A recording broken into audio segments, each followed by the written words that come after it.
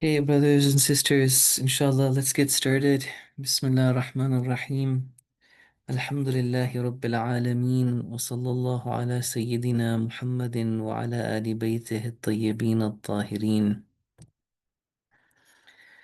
Again, a very warm welcome to all of you. Thank you for joining us for the fifth session, inshallah, of our class Ali 704 Foundations of Islamic Epistemology. Um, Again, like normal, just want to remind if everybody can please turn their camera on. Please, at any time, if you guys have any kind of questions, comments, do feel free to jump in. Otherwise, inshallah, I will get started. I'll try to keep an eye on the chat, so you can always feel free to message in the chat or just take up the mic, inshallah, with any questions or comments that you have. I hope my voice is coming through okay. Give me a thumbs up if everything is coming through fine. Yeah, okay, inshallah. Bismillah ar-Rahman ar-Rahim. Just a quick overview of where we are and inshallah where we are going. Alhamdulillah, we are now reaching the end almost of the main discussions to do with epistemology. Today we want to, like I was saying, really answer the main issues that epistemology is trying to answer. We want to lay the foundation today about how we can understand reality. And this is our whole reason for discussing epistemology is to clearly understand this that as a human being, God has given us this important faculty called the intellect, with which we can think, we can analyze things and make arguments and make claims about reality. And so this is lesson five. Just to remember, we had started in lesson one with a discussion about the importance of beliefs and what are the principles of beliefs. And then in lesson two, three, and four, we were talking about different types of knowledge that we have. I'll quickly do a recap of it, but really, this is a lot of the things that we talked about may seem to be very simple, but they answer a lot of confusion that people have, and they are really important building blocks to kind of figure out, what knowledge is useful and correct our understanding of reality. Okay, so after today, the main content of epistemology that I wanted to go through with your respected students will be done. Inshallah, it will be a kind of fun activity henceforth to look at different types of fallacies, and we will analyze different types of fallacies. And in the last session, like I was saying, we'll do have an exam and have some time to ask you to please fill out a survey. If there is interest, inshallah, from my side, I pray that we can try to continue with this. Even after the epistemology discussions are finished, we continue with this course in Islamic beliefs that I'm following. Just for your information, these three books over here are three Farsi books that go through the 7 units that I've listed on this slide in front of you. The first three of epistemology, which we're doing right now, anthropology and cosmology, which is largely talking about the human soul and the immaterial nature of the human soul, how the human soul is a reality that exists in immaterial worlds that we have different levels and names for them in Islam. So that because we're talking about the worlds, that's also referred to as cosmology, but because we're talking about the soul, that is referred to as anthropology. And then the third unit about Allah subhanahu wa ta'ala, theology, the proofs for the existence of God, attributes of God. These first 3 units are in this green book. If you look at the green, yellow, and blue books, these are the student textbooks that are in Farsi. This is a series called Binihayat. Binihayat means infinity. So you can see it has the symbol of infinity across the 3 books. Anyways, this is a course in Aqaid that's very nice and very comprehensive. It goes on to discuss Imamat and Nubuwat and Islam and Shiaism and attacks against Islam and Shiaism and the hereafter. And the cool thing about this book, which really for a student of Islamic studies would they would really appreciate that a lot, is that along with the student textbook, there is a teacher's guide. There are these six books that I've showed you a photo of in the bottom, which is essentially like a commentary on the textbook that goes into a lot of detail at times and relates these concepts to deeper discussions in Islamic philosophy and mysticism. And so it's a book that has been really worked on very well. And if we have the tawfiq, inshallah, it would be great to keep going and continue to, inshallah, try to present the material from this book, even though it would obviously take a very long time. But if the interest is there, then inshallah, we can try to keep going with that. Okay, again, just to kind of open up some of the discussions we have gone through so far to remind you what we were talking about, we talked about how knowledge is of two types initially. Presential knowledge that the soul directly gets, or ilm al-huduri, direct knowledge, presential knowledge, and then types of knowledge that are acquired, that there is this mental construct that is an intermediary between us and what we know. Then this type of knowledge, we started opening it up and saying it itself can be of different types. At times, it can be self evident, where it doesn't need any proof, it doesn't need any evidence. It's just something obvious. These are the building blocks. Just understanding this, my dear brothers and sisters, it's like really should be a game changer where begin to realize that we can now argue, we can now analyze any train of thought, any argument, and try to make it go back to the self-evident pieces of knowledge that it is based upon, and then analyze those, that are those self-evident pieces of knowledge really correct or not? At times, maybe they are incorrect, and that's why the whole argument is wrong. At other times, maybe they are correct, but then the argument that built on that was not done correctly. Okay, so there's two things. There's self-evident knowledge, and then there is the inference, the kind of process of developing those self-evident pieces of knowledge and making an argument.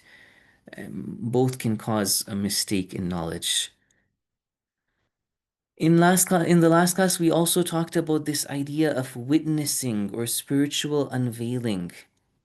Okay, in this slide, it is somehow placed under acquired knowledge, but that's also not totally correct. I think we said last week that sometimes that spiritual unveiling can be presential. It can be, like that right there, the soul of the awliya of Allah is so great that they encompass certain realities and they have kind of extraordinary knowledge that is presential. It's right there with them. Okay, even the mystics, maybe certain things are shown to their heart, and there's a certain reality just there in their soul. But then these mystics also they can somehow try to interpret that and understand that and articulate what they witnessed. And then it becomes a kind of acquired knowledge based on their spiritual unveiling. And at times that can be prone to error. I have read quotations from Ayatollah Bahjat, rahmatullah alayh, where he was somehow criticizing the literature in mysticism and saying, look, these mystics, they really saw certain realities about Allah subhanahu wa ta'ala, but when it came to talking about it, they didn't do a good job or they somehow, became confused about what they saw at times. So there's this idea that even for the mystics, they have a level of acquired knowledge that is prone to error, other than, of course, the Ahlul Bayt, peace be upon them. The Ahlul Bayt, if we do get the chance, we'll talk later about this idea of isma. And God has somehow guaranteed that whatever they say is correct. Their knowledge is 100%, their articulation of it is 100%, and we are enjoined to follow them in whatever they say. Okay, again, as I was saying, these books and this whole kind of approach to Islamic beliefs is something based on a study of philosophy and using the intellect. And this is Islamic philosophers, Islamic mystics, they make some claims here that, I just want to again somehow emphasize it and show the importance of the intellect in hadith. Islamic philosophers, Islamic mystics, they are later on, as we talk about Allah, we talk about the hereafter, they are making a claim that they have somehow, by using their intellect, using an intellect that has been refined by the Sharia, guided by the Quran. Okay, this is not the intellect of some atheist drinking coffee, going to university. This is the intellect of a pious scholar who has spent their life studying Islam, working on spirituality. Their claim is that they have uncovered certain depths and certain realities of religion. And even stuff that maybe scholars of tradition didn't appreciate because they were not able to understand the depth of those traditions that they were narrating. Mystics and philosophers were able to uncover some of the depth of religion and really go deep into it. And so, to a certain extent, the claim here is that the intellect by itself is a faculty that God has given us. What the intellect tells us is Islamic as well. Islam is not just about tradition. Another tool of uncovering reality that is hand in hand with tradition is the intellect that God has given everybody. In a beautiful hadith, we have that Imam As-Sadiq, peace be upon him, was asked about somebody. And when, somebody was praising, one of the companions of the Imam was praising another individual, that, oh, their worship, their piety, they're such a great person. The Imam asked a question that how is the aql? Kayfa aqluhu? How is the intellect of this person? And the Shia, the companion who was talking to the Imam about a third person, he said, I don't know. La adri. And then the Imam told him, look, don't just be too quickly convinced that somebody is pious based on their worship, based on their prayer, their fasting. The idea is that there is a depth to some people because of their intellect, and there is a shallowness to other people because of a lack of intellect. And that is really important in the merit of that individual in the eyes of Allah subhanahu wa ta'ala. Imam goes on in this hadith to say that he gives a story to this companion of his. He says that at the time of the Banu Israel, there was once a person, somebody from the Banu Israel, who was worshipping Allah in a beautiful island. And an angel once passed by this island and saw this person worshipping Allah. And so the angel asked Allah, oh Allah, show me the reward of this individual. And Allah showed the angel the reward that was destined for this worshipper.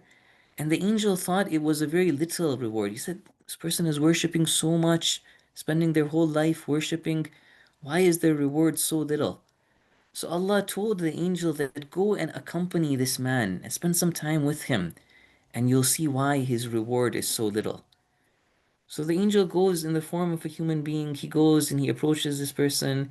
He says, I am somebody who found out that you are, a great worshiper. I want to worship with you. And so he spends time with that individual. And as the angel is talking at one point, as he's spending some time with him, he's talking to him. He says that this island, this place that you live is so beautiful. It's perfect for worshiping Allah. Nothing else would be appropriate here other than to worship Allah. And the worshipper, the man from the Banu Israel, he tells the angel that there's just one problem over here. The angel is like, well, what's the problem? He said that our Lord, Allah, doesn't have a donkey, doesn't have cattle that can graze over here. Look at all this greenery. Look at all this, natural food for the donkey that God's donkey could have eaten, but it's being wasted. There's no donkey to eat it. And basically, in that conversation, the angel realized that this man, he's spending his life worshiping God, but he doesn't have that depth in his understanding of Allah subhanahu wa ta'ala. The intellect should take us to this reality that God is immaterial, God is beyond a physical being that has a body that needs a donkey to ride. And so, even us today in Islamic scholars, they've tried to somehow give depth to the religion. Like I said, uncover some of the deeper aspects of Islam by using their intellect. And as I emphasize, not just any intellect. Those people who are within the Muslim world, there has been, and there till now maybe is a group in the Shia world even, who are very hesitant and very worried about the study of philosophy and mysticism, and they say this is something foreign to Islam. This is not the ahadith. This is not what the Ahlul Bayt taught us. In response to them, one of the things we're saying is that this is not just the intellect of anybody we're talking about. We're talking about an intellect of pious scholars, people who have been guided in reality by Islam. It's like with their purity and their deep understanding of Islam, they're now using their refined and purified intellect to explain the depth of religion. Anyways, inshallah, this would, I guess, apply more later on if we do continue some of the ma'arif of Islam.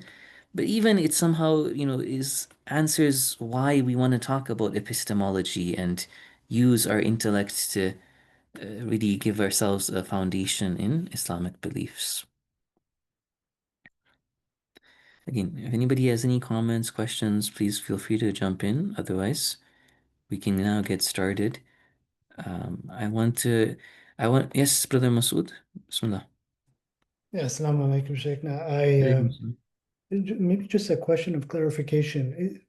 Is intellect, when we consider it, or aql, is it considered the identity of the human being when we say the I? Is that equated to intellect? And when we refer to the intellect here, it's not purely the cognitive process. There's more to it. Just want more of a clarification regarding aql. Yeah, yeah.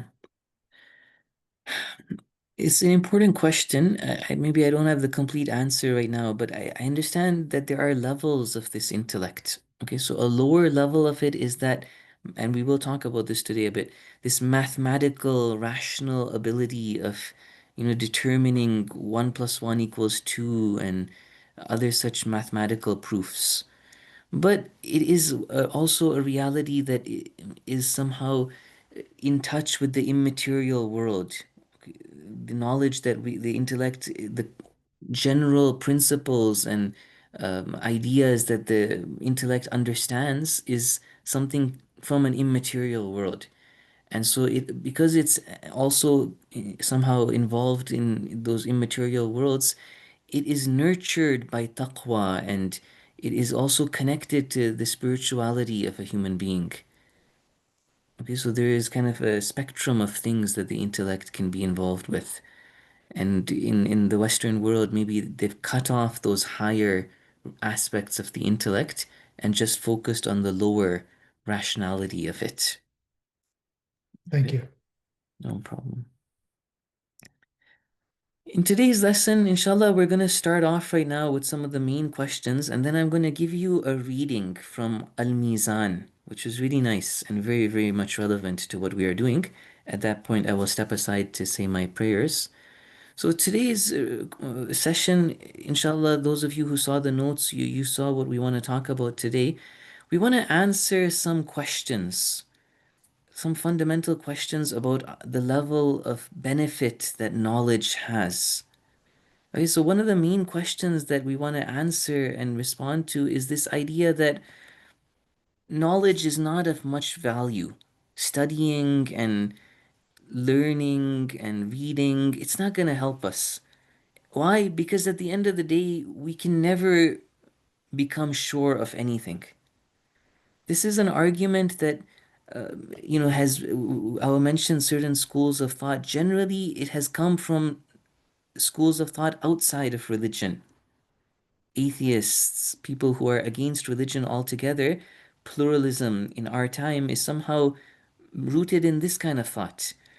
However, it may interest you to know that even within the Muslim world, we have had mystics, for example, that have also gone down the same path at times. Some of the mystics have somehow tried to say that it's all about the spiritual path, and the only thing that's of value is the heart, and knowledge is not of any value. They had a certain point that they were making that was correct, but it shouldn't go to an extreme where we somehow cast doubt on all kinds of knowledge. Okay, so what is the argument being made here? That, for example, very often we realize that our knowledge was incorrect. We can give examples. There are examples at the bottom of this slide over here. For example, human beings for maybe hundreds of years, they thought that the earth was the center of the universe.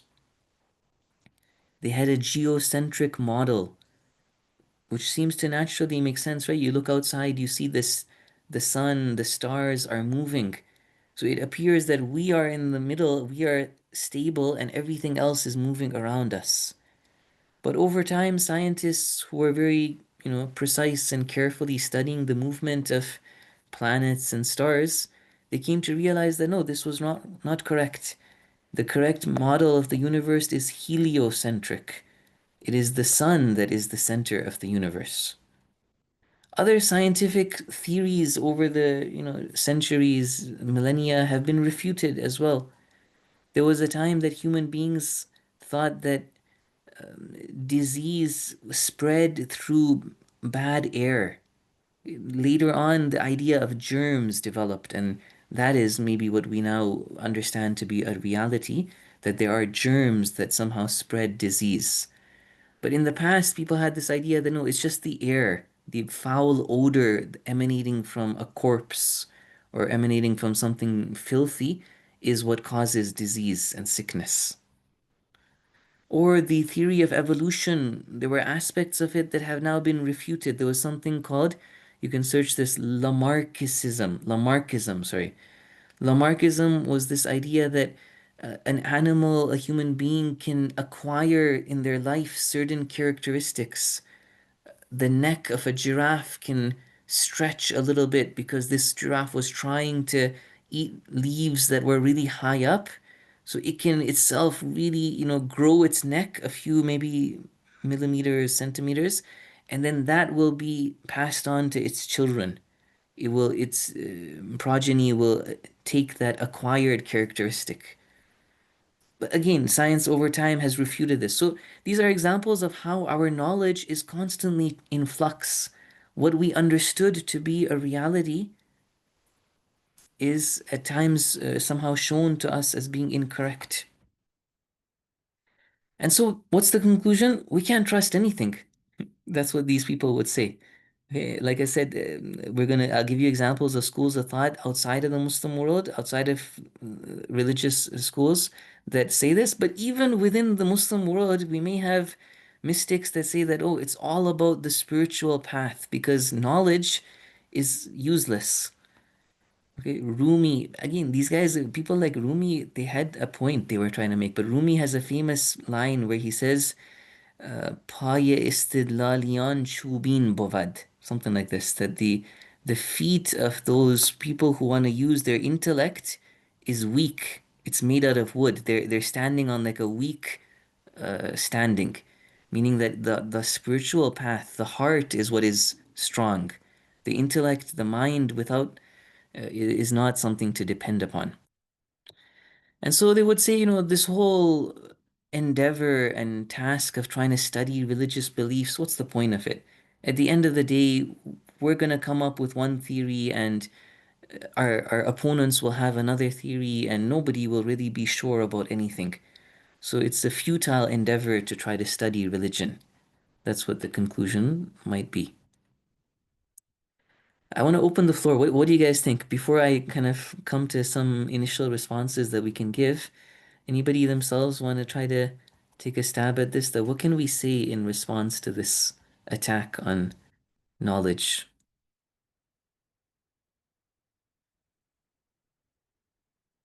Brothers, sisters. Yes, Sister Huda. Alaikum. Alaikum I, salam. if I understand correctly, and I'm by no means at all a verse or versed in this topic, but to my knowledge, Sufism is a lot of what that is. Like it's all about this spirituality. It's all about um, maybe less intellectual and maybe more spiritual. I Mm. myself, from what I understand, I think there is some truth or some I think reason behind it, but I really don't think that there's any sense in saying that knowledge or intellect should be put aside because Allah subhanahu wa ta'ala, time after time after time in the Quran, He always makes logical arguments.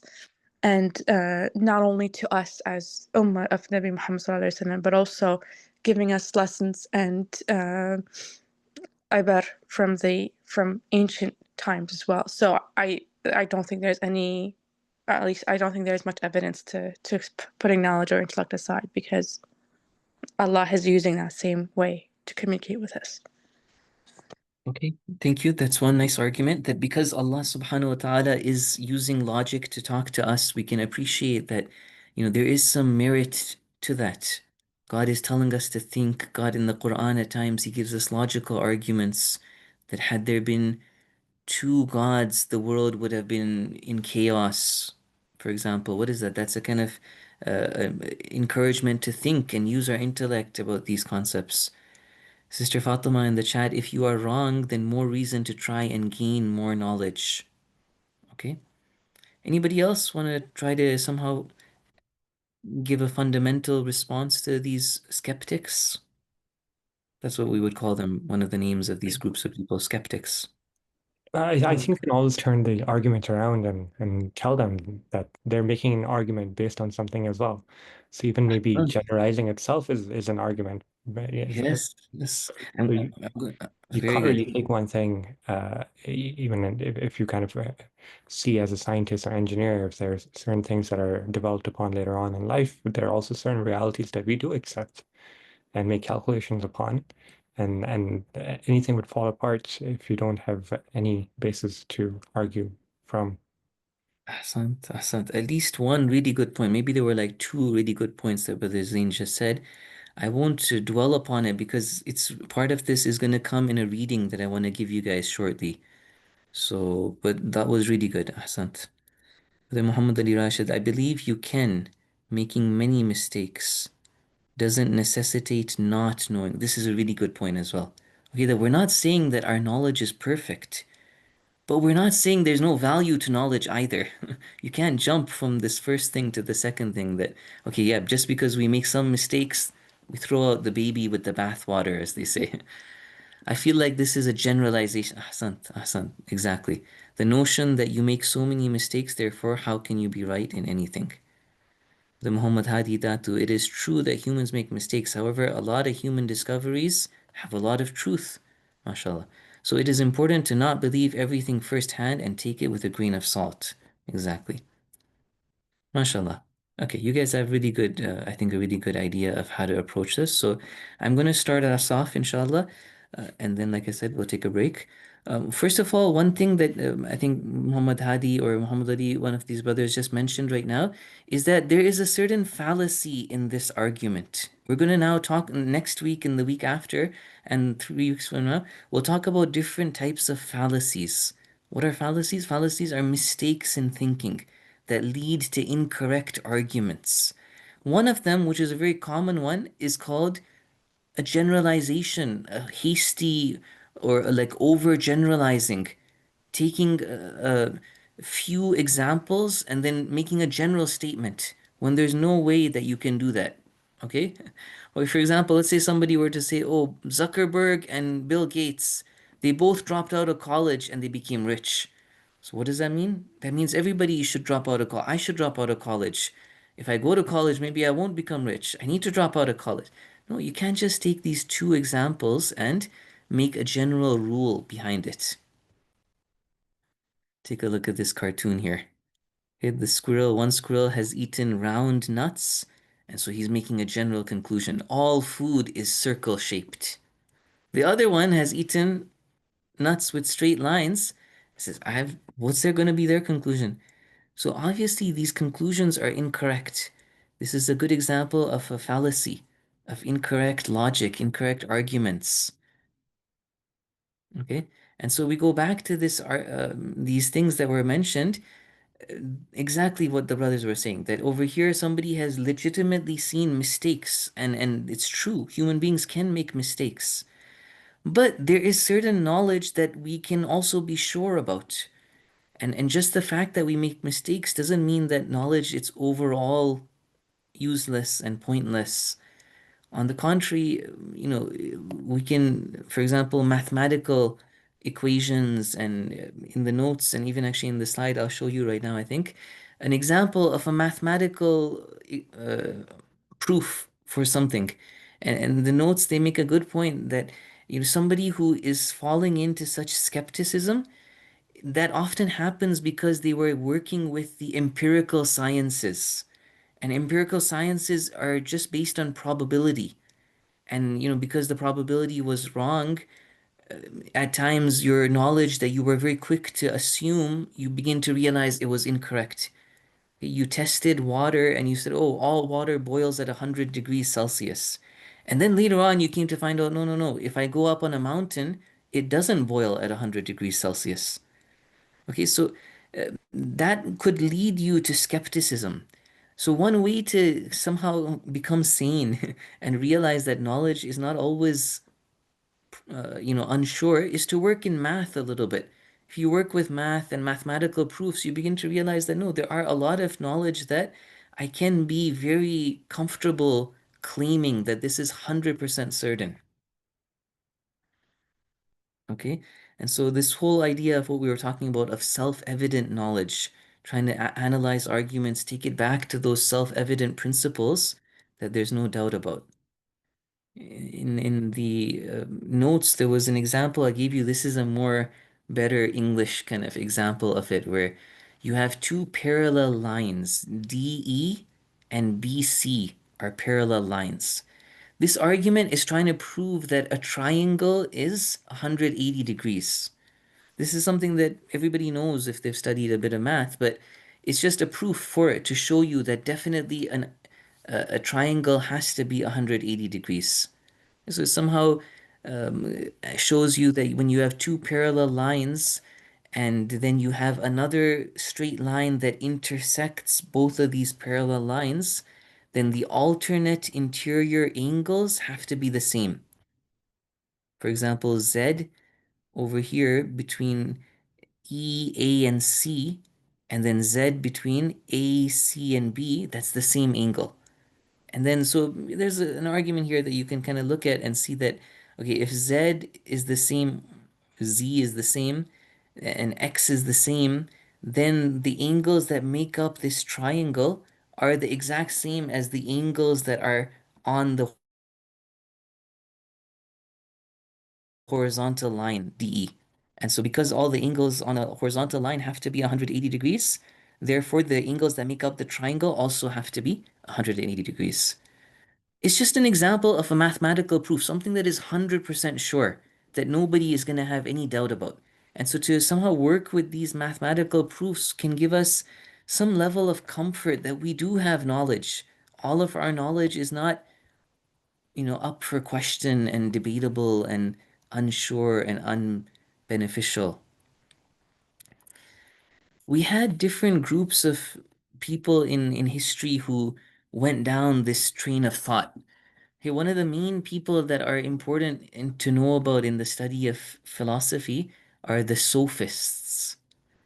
Sophists and sophism, or I think it would be called sophism, was a movement that somehow triggered Socrates and Plato and Aristotle to lay the foundation of our philosophy that we till now are somehow benefiting from their foundation. So these individuals, Socrates and his student Plato and his student Aristotle, they were trying to respond to the sophists of their time in ancient Greece. The sophists were people who were like lawyers in the court. In that time of ancient Greece, they had democracy of some sort, and they had this idea of going to court and arguing a court case. It's the way we have today as well. And so these people were lawyers. They were experts at making an argument. They became so good at arguing that it became unclear to themselves and to their society whether there really was any reality of truth and falsehood. It was almost like, no, whatever the sophist wants to argue, they can convince you what they want. They were so skilled at their oratory and their fallacies and, making so-called logical arguments that they could persuade anybody to believe anything. And so that level of skill led to doubt about whether there even was any reality out there. There's a funny joke that once a sophist teacher was training a student in his skill of arguing and being a lawyer and defending a client in the court. And the teacher had made an agreement with the student that when I finish teaching you everything, I'm going to pay you, or you have to pay me. Okay, once I'm done, the student has to pay the teacher for his efforts. And when does he pay him? He pays him when the course is finished, when the teacher has taught everything. After some time, they were arguing that the student was saying, no, you still have not taught me everything, so I'm not going to pay you. And the teacher was saying, no, now I have taught you everything, you have to pay me. So they had this dispute and they went to court and they argued their case. And the teacher said, look, the teacher told the judge, told the jury that there's one of two options here. Either I win my case, in which case I won, he has to pay me. As the teacher, I'm arguing he has to pay me, so I might win the case, or I lose the case. If I lose the case, what does that mean? That means that I've taught him everything and he's such a good student that he's done better than me. And he's like, he's so that shows that again, he won me in court. That means I definitely taught him everything, and therefore he has to pay me. The student was smart. He reversed this argument on the teacher and told the jury that, no, look, we have one of two options. Either as the student, I win the case. And if I won the case, that means I won the case. He has to pay. I don't need to pay him. That's my argument. Or I lose the case. If I lose the case, that means that, look, he still knows how to argue and there's some skills that he hasn't taught me. And because he hasn't taught me everything, that's why I'm losing the case. And so I don't need to pay him. And so this was the idea that these guys were just experts at, arguing, and it wasn't about the truth. It was just what they wanted to convince people. Like that, there were other groups, skeptics and idealists. Okay, so the field of Islamic philosophy, Allama Tabatabai, Shahid Mutahari, they are arguing a field of philosophy called realism as opposed to idealism. Yeah, the details I don't know exactly, but it goes back to something about this that idealism is somehow like this skepticism, sophism, where they're saying that there's not a real reality out there. It goes back to people's minds that influence what is true and what is not true. Whereas realism that the Muslim philosophers are trying to claim and argue is that no, there is an external reality and we can achieve it or not achieve it. We can reach it and have knowledge, certainty of it, or maybe we make a mistake. But regardless of our mind, there is a true reality out there, okay, that exists or doesn't exist. And so this is kind of the main, inshallah, one of the main arguments we can give. And I hope, inshallah, I've clarified some of our perspective of what we're claiming over here. That there is a reality that we can attain knowledge and there is value to that knowledge. Okay. At this point, I want to refer you guys to read a passage in Al-Mizan, the tafsir of Allama Tabatabai, rahmatullah alayh. I'm going to put a link in the chat which has this section. And inshallah, I'm going to step away then to say my Fajr prayers and come back in a few minutes. It's the um, it's the section that starts off with another philosophical discussion on this link. Okay, so if you search for the term another philosophical discussion, man in his early childhood. Okay, inshallah, that passage going forward, as much as you can, try to read it. Feel free to talk with one another if you feel that it would be beneficial. I'll be like 5, maybe 7 minutes or so. I'll say my prayers and come back. It's beautiful. He's somehow articulating the argument of these sophists and then responding to it. I didn't even get a chance to read all of it, but I read the first two arguments that he gives and his rebuttal, and it was very, very much related to what we're talking about. So I will refer you guys to that. Um, I will just go back to sharing the slide. Inshallah. Why did I exit from that?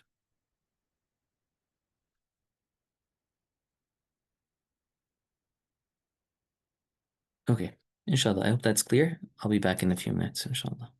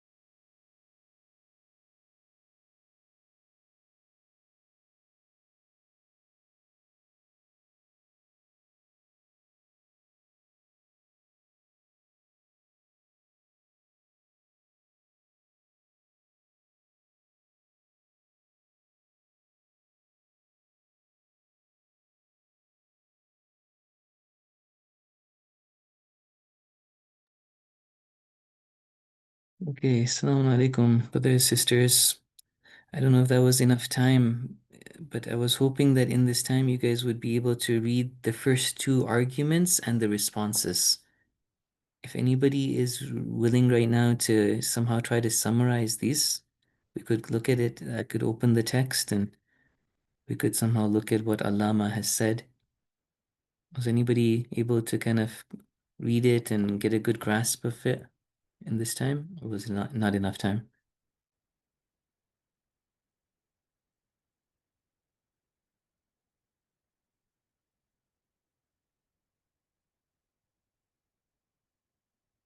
I'll give you guys a couple more minutes, but in the interest of time, we have only 10 minutes left in the class, so first argument only. If anybody, Sister Huda, Brother Adi Zaid, if you guys want, Bismillah, try to, take up the mic and summarize the first argument for us and what you saw the explanation, the response as being.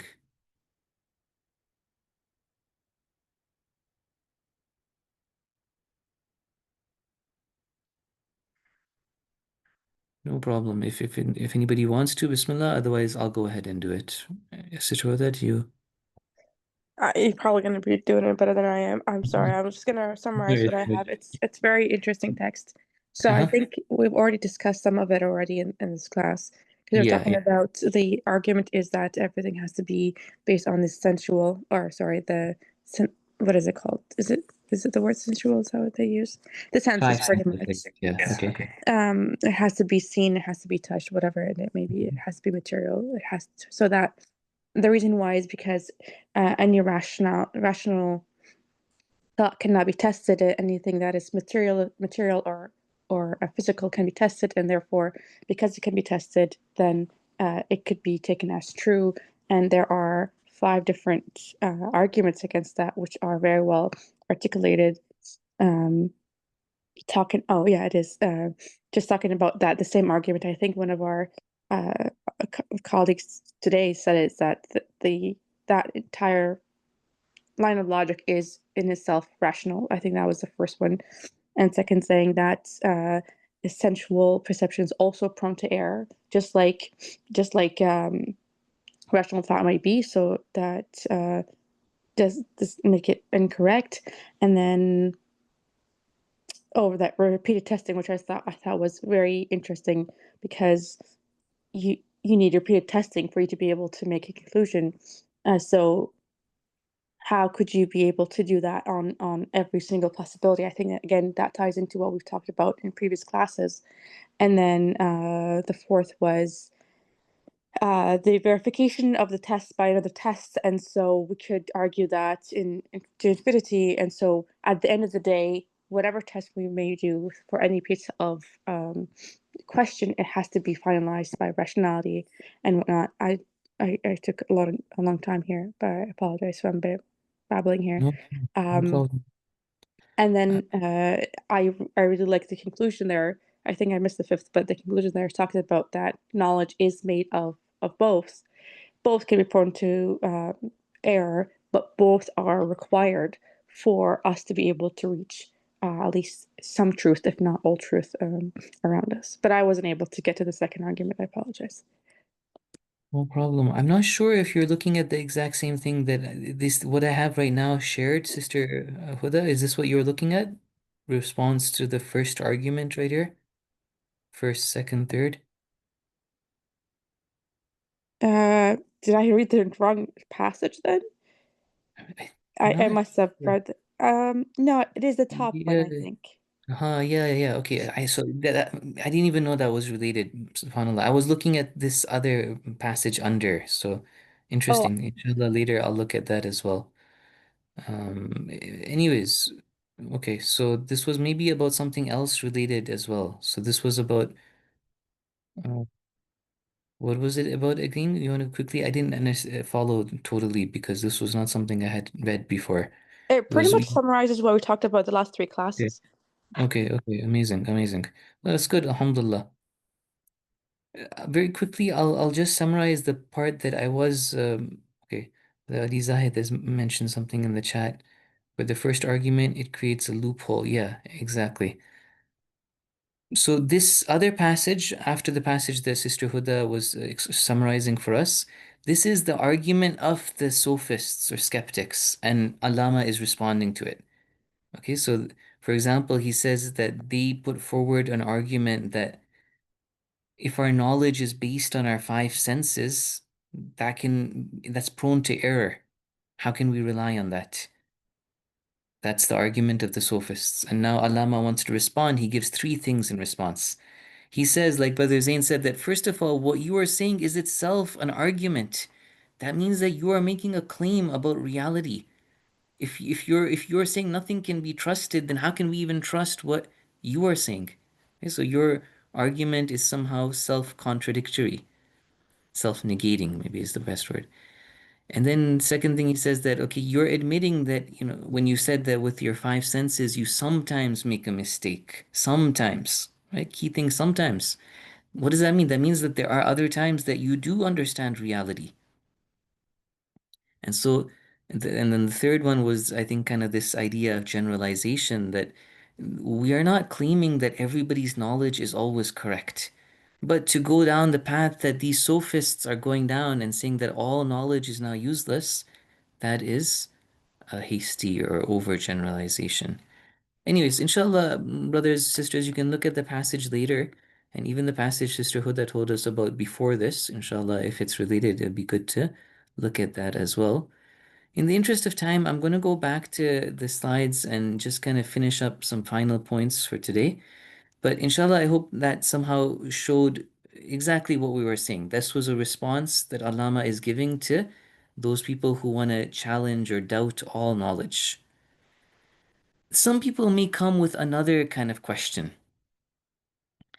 that, okay, they're not saying that all knowledge is useless, but they're saying that, we don't know so much at the end of the day. Fair enough. They're agreeing that we understand some things. I know 1 plus 1 equals 2. Granted, I have some knowledge, but knowledge about God, knowledge about all these complicated other things, do I really have knowledge of that?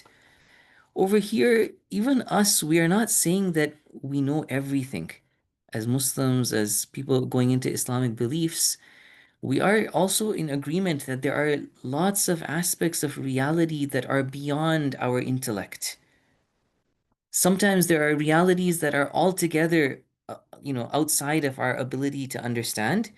Sometimes there are layers. So there could be one reality where we have understood part of it, but there is a deeper aspect to it that we don't understand. Okay? Regardless, the point is still there. The overall argument that we were making is not that we know everything.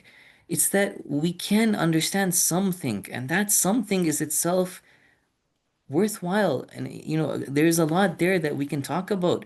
We can use our intellect, using proofs, or even some of what we talked about in previous weeks about how at times we trust the opinion of experts, or we can get such a strong probability that we are confident in what we are saying. The idea is that all of us, we live our lives within this way. This was something else that Allama says, actually, the second argument of the sophist, that everybody lives their lives. When you're hungry, you go and look for food and you eat food. You don't start asking that, oh, is this food a reality or not? There's a certain level that, we recognize that, okay, I can attain knowledge and I can live my life in that way with this idea that, okay, certain knowledge is open for me to understand and comprehend. Okay, so basically what we are claiming is this, as you can see on the slide in front of you, we can't know everything. Granted, there are certain things that are beyond our intellect, but yeah, okay, again, our outer senses are not sufficient to know everything. There is reality beyond our sense, but just because we don't know things doesn't mean, first of all, things don't exist. This is an important point. We believe in, if we continue anthropology, cosmology, we'll talk about the idea of the alamul ghaib. There are hidden worlds out there that we cannot see. But to a certain extent, we can understand some things about it. Okay, so all this was on this slide, we're focusing on how there's a lot we can't understand. Fair enough. But still, there is an amount that we are able to understand, either by using our intellect or by then following people that we are comfortable following. This was what we had talked about in previous weeks. So the slide in front of you is somehow recognizing that, yeah, fair enough, we can't understand a lot. This is what Islam is telling us as well. I'll show you examples right now. And just in the interest of time, I better go forward.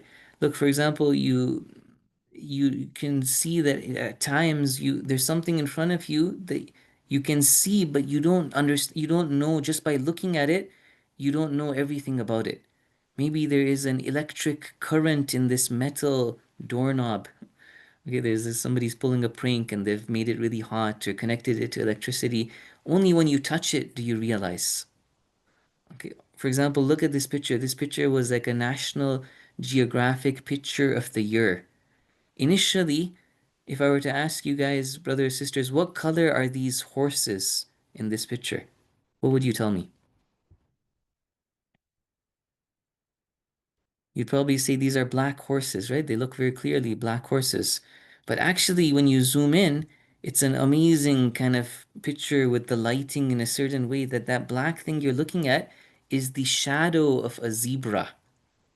It's just like the camera is straight above the zebra and the light is at such an angle that you clearly see the shape of the shadow and you don't clearly see the shape of the zebra itself. Okay, so this idea of how our perception, our knowledge can be incorrect at times, this is what Quran is also telling us, that we don't understand all aspects of reality. These verses of the Quran, like the one in front of you from Surah Al-Isra, it's saying that everything in the heavens and the earth is doing tasbih, but we don't understand it. We can't comprehend it. Okay, these are realities that religion is pointing at, but nonetheless, there is, like, as Sister Huda told us earlier, why would Allah bring arguments to us? Because we can, at the end of the day, understand something. Okay, just the fact that we're listening to Allah means that we have somehow established the authenticity of the Quran for ourselves, and now we're comfortable following what the Quran tells us. So there is a level of knowledge that we can attain. Just because there is levels beyond us doesn't mean that there's nothing we can attain. Yeah. Story of one of these mystics and how when he would worship, the walls and I don't know, the area around him would also engage in tasbih with him. And the strange thing in this story is that he was so powerful that he could somehow make other people also recognize that. That people who would be like passing by his room, they would hear the worship, the tasbih of the walls and the doors. And this was somebody from the city of Isfahan, a great scholar, a mystic. His name was Akhund Kashani or Akhund Kashi. Okay, so inshallah, we'll leave it at that. Basically, I hope that it was clear what we were saying. The overall argument we were making today is that we can attain knowledge. Knowledge is useful, but we're not saying we can, with our mind, understand everything either.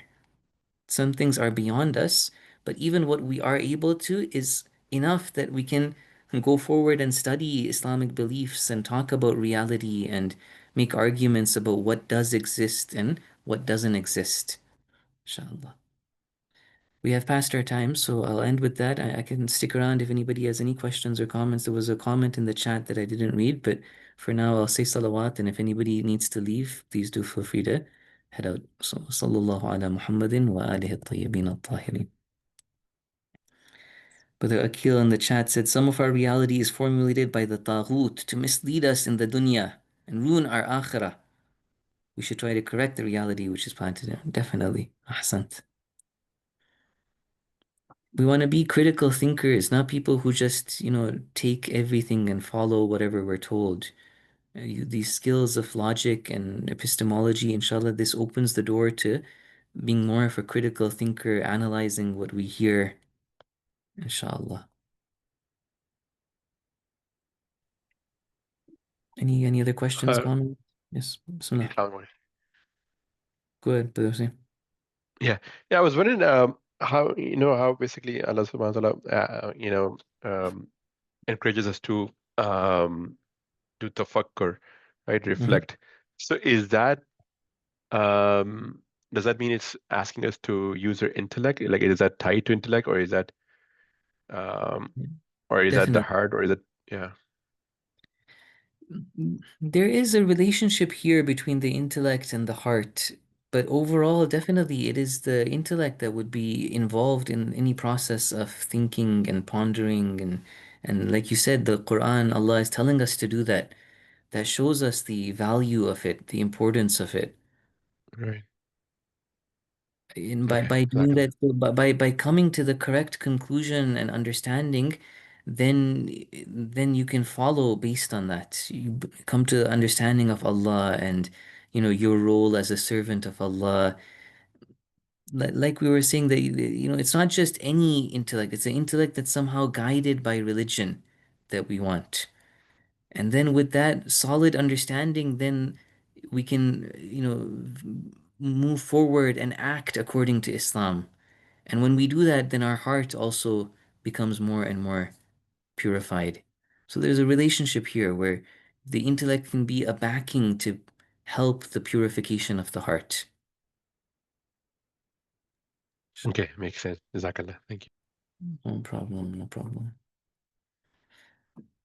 Okay, anything else? Otherwise, inshallah, we can leave it at that, brothers and sisters. Fi amanillah. Sheikh, just one small Yeah, yeah. comment. Please So go ahead. I'm thinking back to grade 10 or 11 physics class. Mm-hmm.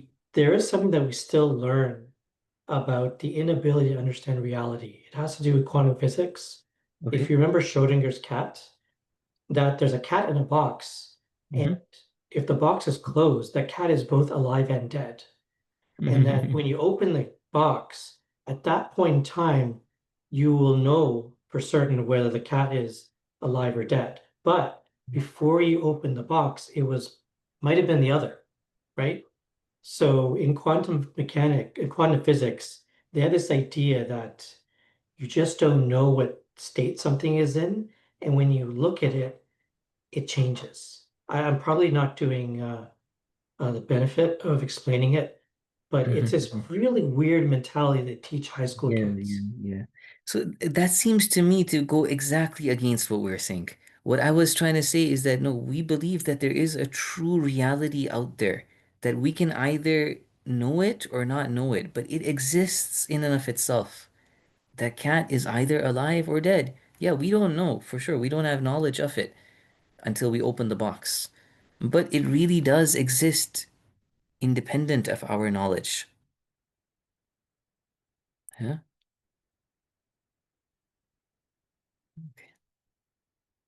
Somebody's I really appreciate the summary of the previous lessons. No problem, Sister Sukina. Alhamdulillah. Okay, inshallah, we'll leave it at that, guys. Take care of yourselves and see you next week. Inshallah.